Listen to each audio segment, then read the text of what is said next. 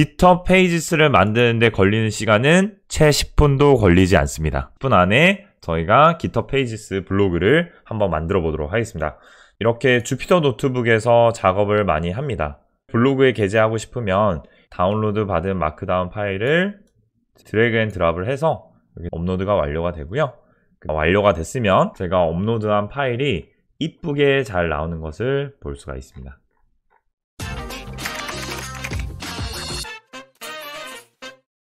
안녕하세요. 오늘은 GitHub Pages라는 블로그를 만드는 방법을 안내해 드리려고 합니다. 제가 현재 GitHub Pages라는 블로그 운영을 하고 있어요. 여기 보시는 이 블로그가 바로 GitHub 주소로 되어 있죠. 이 GitHub Pages라는 블로그를 운영을 하고 있는데요.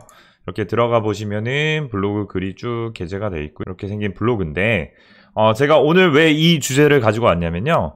많은 분들이 학습한 내용을 복습도 하시고 어디 블로그에 게재도 하시고 영상으로도 만드시고 그러신 분들이 많으실 거예요.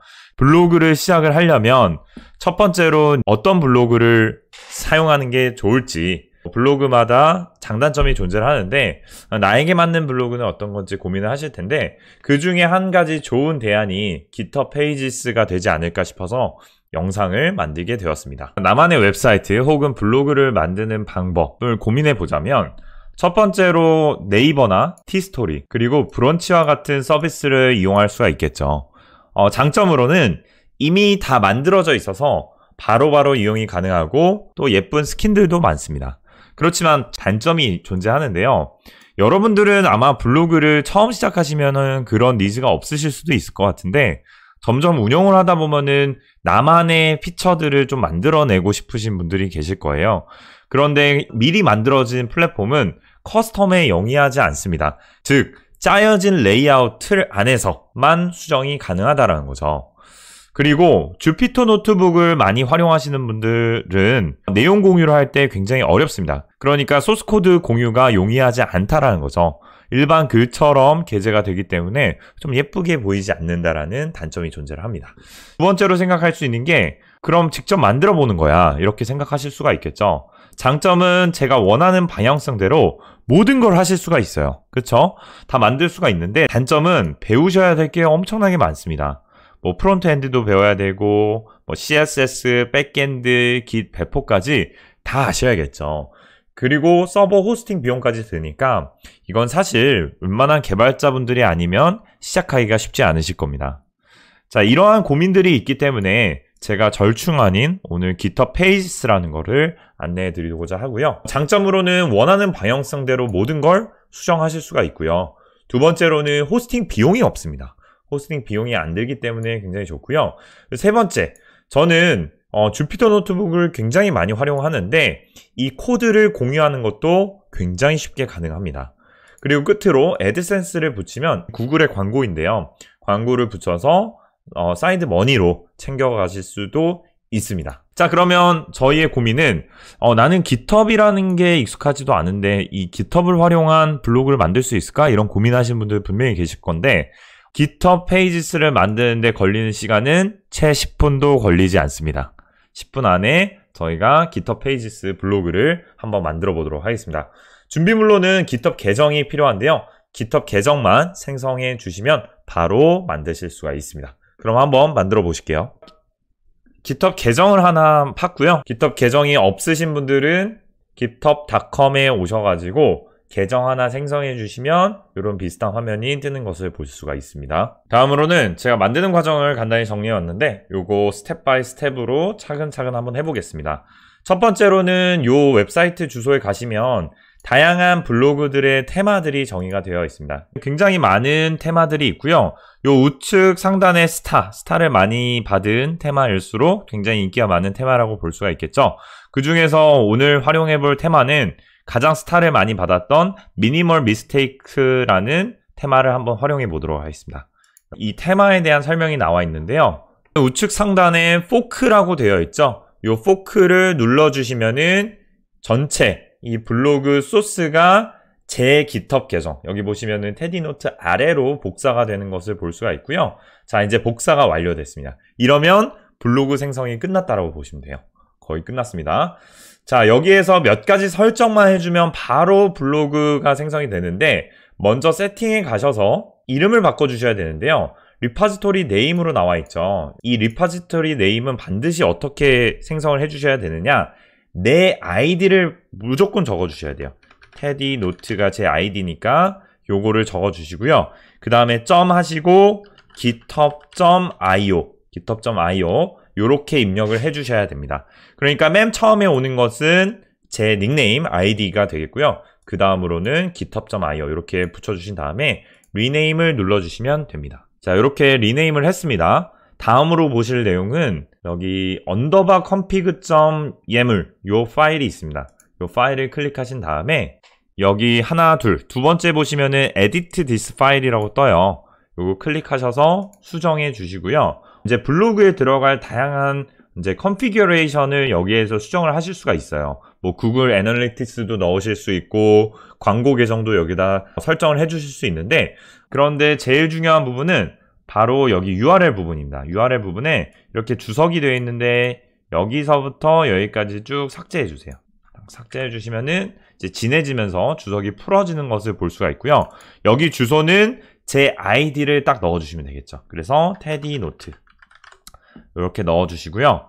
그 다음에는 밑에 보시면 commit changes라고 있습니다.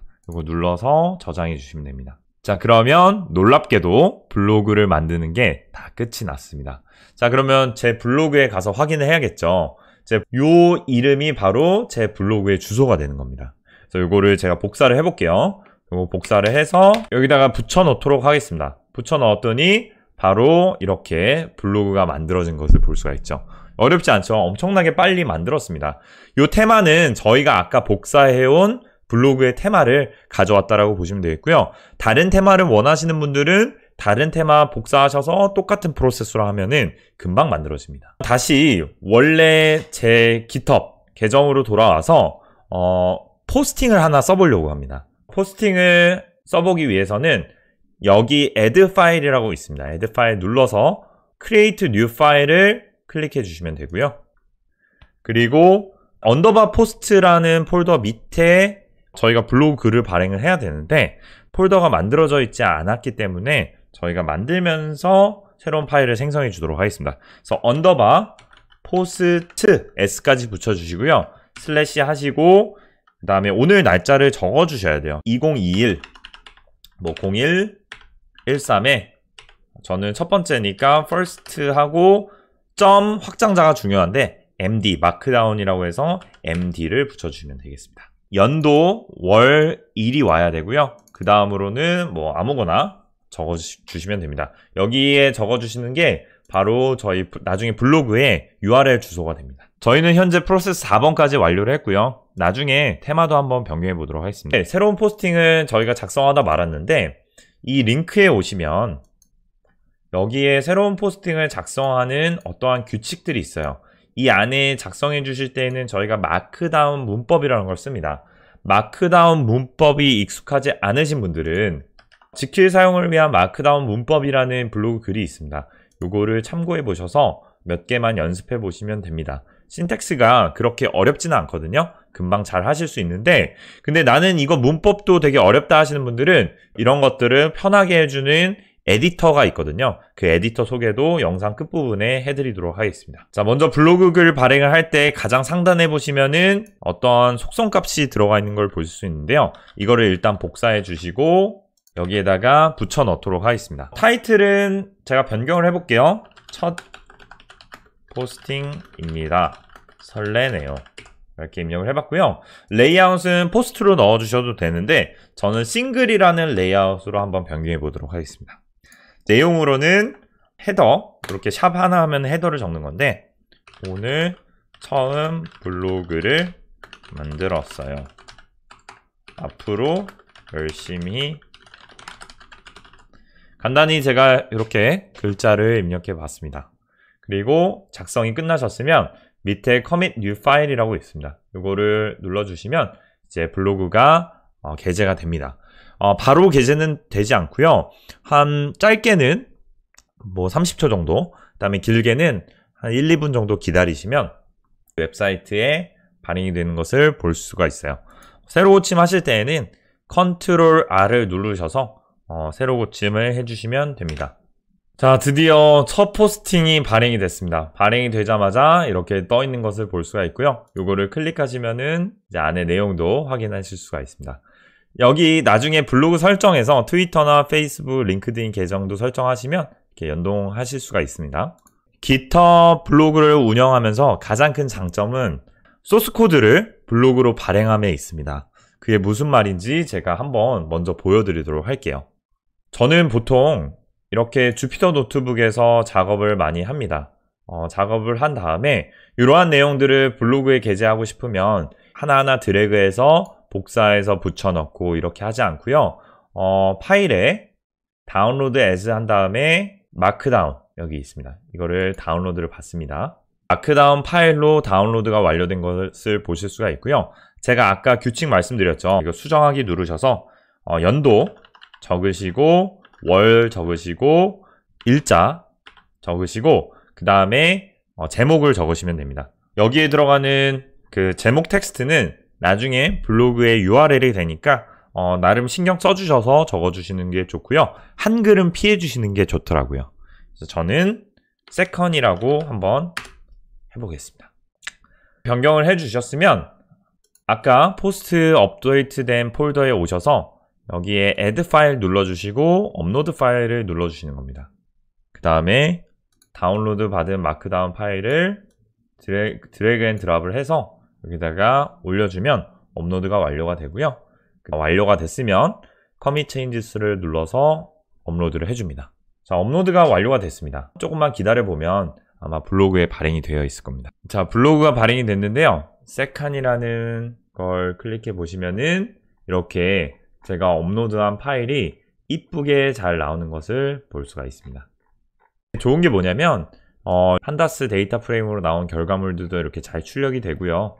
그리고 밑으로 쭉 나와보시면 이렇게 출력 값들도 이쁘게 잘 나옵니다. 그래서 너무너무 편리해요. 제가 따로 블로그 글을 쓰지 않아도 주피터 노트북에만 잘 정의를 해놓으면 이렇게 블로그 발행이 너무나도 쉽게 가능하다는 점이 최고의 장점이 아닐까 생각이 듭니다. 그런데 아쉬운 점은 저희가 그냥 별도의 수정 없이 업로드를 했더니 타이틀이 잡히지 않아서 그냥 파일의 제목이 타이틀로 잡혀 있는 걸 보실 수가 있는데요. 타이틀을 변경하고 싶다면 세컨 이 MD 파일에 오셔서 여기 두 번째 거에 edit this file 눌러서 수정을 해주시면 되고요. 제가 가이드 드린 레이아웃과 타이틀 정의하는 거 요거 코드만 붙여 넣어 주시고요. 타이틀에다가 실습 예제입니다. 이렇게 입력을 하고 쭉 내리셔서 저장을 해보도록 하겠습니다.